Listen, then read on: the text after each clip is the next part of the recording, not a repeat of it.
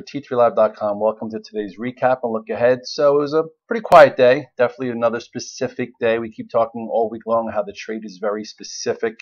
You have a lot of divergences within sectors, among sectors, and you really have to know what you're getting into, why you're getting into it. And all stocks and sectors aren't created equal. This week was the return of the biotech, the IBB, the LABU. You had to buy them maybe Friday, even on Monday, and then you got rewarded Tuesday, Wednesday, and today we talked about, if you didn't buy the bios yet, you're hearing about them everywhere. It's not your day to buy them. Maybe now a little bit of a rest phase. I'll get into that sector. As far as the banks have been out of play, we'll see what happens at 4:30 with the stress test, the results. The S&P cash has just been a little bit lethargic here. I'll get into that, and then we'll just go over some individual plays. So first, here's the S&P. At this point, still above the 21-day moving average, acting somewhat okay. I would say as long as this stays above this spot here, lots of sectors could do whatever they want to do. If this were to break, just say 24.27 or this 2-day floor and stay below it, maybe some other sectors will take notice and the strong sectors will become weaker and the weak sectors will go lower. But for now, you have this small inside range here on the bottom end of this wide range bar. You had a sell program at the end of the day, so we'll see what happens tomorrow. I would say you don't want to be in the S&P 500. I would say avoid it. It's kind of neutral here where your level for tomorrow. I'm not sure how it's gonna open up. As far as the IBB, that's been the play for the week for momentum guys. If you were prepared, I try and prepare you on Redler All Access. How do we do that? By different types of strategies. Here is your red dog reversal. Okay, what's a red dog reversal? Well, when a stock or a sector comes in from an area and you try and buy a bottom or buy a dip, it's a way to buy a dip versus playing momentum. It went below this, 283.70, made a low here of 282. This was your buy, and then you have a 3-day move that was potent and powerful. That kind of put it on the radar of a lot of traders out there. Then it went sideways for 2 weeks to bore the out of everybody. Then on Friday, you had another small red dog reversal around the 291.20. And then Monday, it cleared this descending trend line here, which was your confirmation. So this is like your day one buy, your day two add. And then you figure out when you want to sell it. Or you could be, I think some guys on the VTF are even buying on this day. So anyway, I'm not quite a topping tail, okay, but I would assume it's going to have to let the 8 and 21 day catch up a little bit. So we'll see how it handles the next few days. 317 would be support 1. But if you got below this, you could see a little bit more also, and that wouldn't be the end of the world. I'm sure some traders might have tried to fade this move today and hopefully didn't get too beat up. The high now is 323.45. The LABU we listed at 55 as the breakout. Okay, look at that. Nice breakout here. If you're looking for juice, this gave you the juice. Boom. Here was your breakout above the 55. Some even bought it on this day, and now it hit as high as, oh my God, 71.39. A little bit of a doji. A doji means a rest. So for tomorrow, if it were to open up around here and trades below this prior low, some guys might make a little money short it. If it hangs out here and flags again and lets the 8 and 21 day moving average catch up, then perhaps it continues to the upside. But for now, the long trade from this spot, in my opinion, needs a little rest, and we'll see how we rest. As far as tech was kind of mixed. The Qs trying to figure out whether they could get back towards highs or continue on that little weaker path that we saw from a few weeks back. If you look here at the chart, all in all, we've seen this type of break before. This type of break is taking a little bit longer to repair. Here, this break repaired in 3 days. What do I mean by that? It broke below this and reclaimed it very fast, and it was at highs. Here, you had another break. This is where most traders probably reduced risk. And if you did so, you had a little red dog reversal right here. Okay, then you had a double bottom with the 50-day right here. And now you had a gap up for Monday that's still holding. But, it's hard to figure out what's next here. It's still coming into some resistance. It's still trying to figure out if it could reclaim and take back half of this wide range bar. I would not be an all-in tech just in case. But, at this particular point, it's not as weak, or it's proving to not be as weak. It could even rally up to this little spot here and still then turn lower. So just be careful if you're just shorting tech. You haven't been able to buy much strength in tech to be, at this point. Amazon's still hanging out here above the 8-day, but it's now every time you add to it, it probably ruins your prices. So don't add to good prices. At some point, maybe it gets above this and goes. We'll see.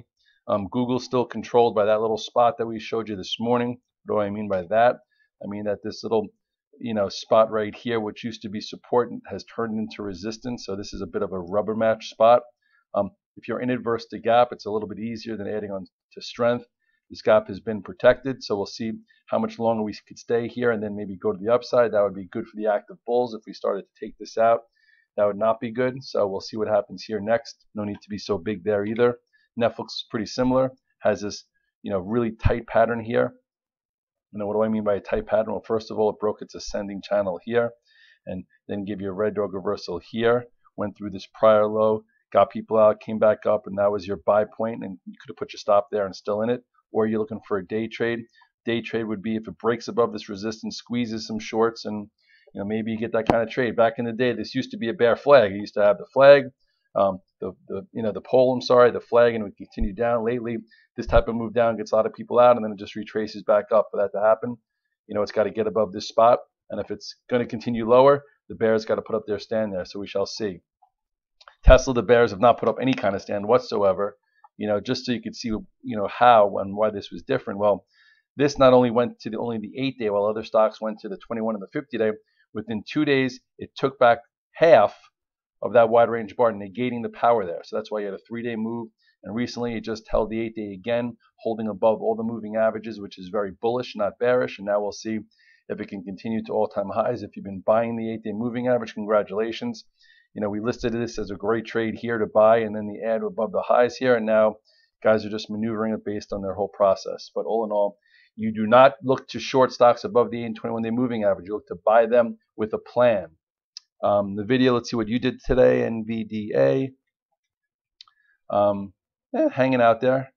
This too kind of negated the halfway mark, so it's one of the stronger stocks. What do I mean by one of the stronger stocks? This was able to actually come in and take this out. Okay, remember that right here. That was a nice day and a half trade, and then looked like it would reverse, and then it did not. Held the 8-day again. So at this point, it's flagging. We'll see if it can continue to flag and continue its upside march above the 8-day moving average, which it's been doing for so long. And then you have everyone crying about the energy names and oils. Don't belong them. They've been in downtrends all year. Look at the XLE. The XLE has been below the 50-day moving average all year long.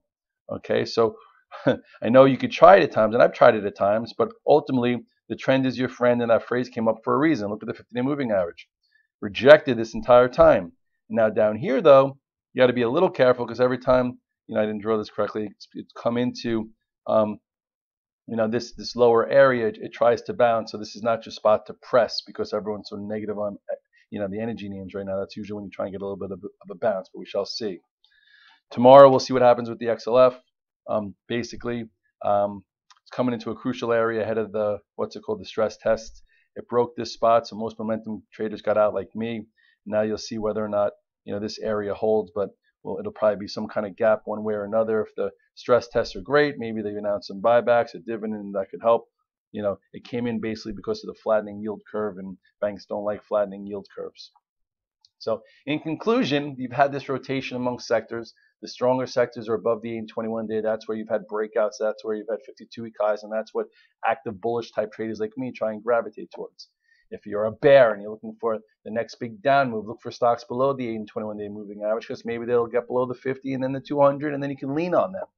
Overall, the S&P cash is still holding the 21-day. We'll see if that continues. Watch that tomorrow.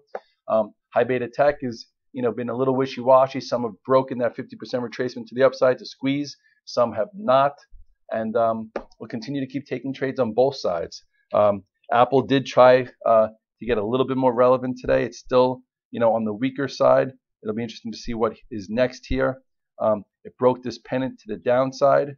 Okay, since then it's built a little lower type of wedge flag. Okay, so some think it's a bear flag to continue to the downside. It might be, but if it happens to stay above this spot here, this spot is around 144.60. There's a chance that it wants to break this little lower area and retest the moving averages above for a trade. But it's definitely pick and choose your spots. All morning it was strong, and then it had a nice little move, but then it also had a little bit of retracement, just like everything else in the afternoon. So if you're long it overnight, see if you could use 144.60 as your stop. And if you're looking to add, it's going to need some kind of catalyst to get over this spot, which could give you, a decent active trade if that's what you're looking for. But at this point, it's more one-footed out the door than in the door on the active trading basis. So we shall see. So hopefully you had a good week. Tomorrow I'm trading out of Short Hills, so there'll be no videos by me. I will tweet here and there. If you're Redler All Access, you will get my note as usual. And good luck and have a great weekend. Bye-bye.